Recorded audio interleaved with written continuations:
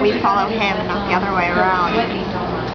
I think I'll take back how while serving might not always be fun and it might not always be clean, it's definitely worth it in the end.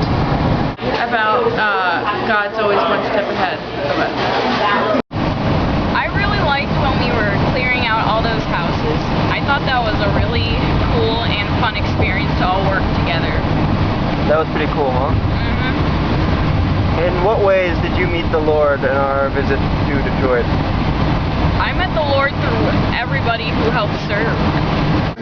I learned that even though people might believe that God has given up on places, that God works through our hands and He never gives up on us.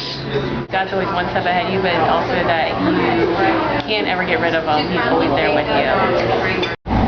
It reminded me of what Bishop Eaton said the very first night that we gathered, is that God is in the God-forsaken places, the places that we often see only destruction and doom and gloom coming out of. That's exactly where God is. So when I go back to New Kingston, I think about the places in my own life and in the life of the congregation and in the life of that community that look hopeless. I'm reminded that God is present in that place and that God is working to bring new life out of the midst of death.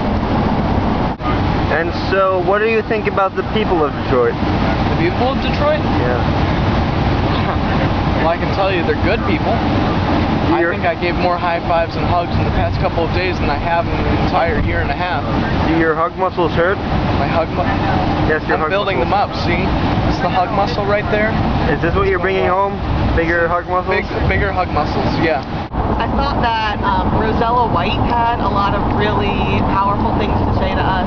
I thought that she shared her story with us with strength and grace, and I thought that she shared something that is typically not spoken about. She talked about depression and anxiety and body issues and feeling bad about who she is, but then she also shared the message that is true for her and true for all of us, that God loves us and there is hope in God and hope in our relationship with God, and that we as a community should support one another and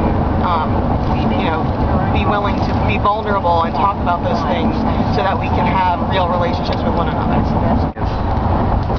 I like that we got to see how they were living and how we could actually help them, and I liked being able to see the change we made.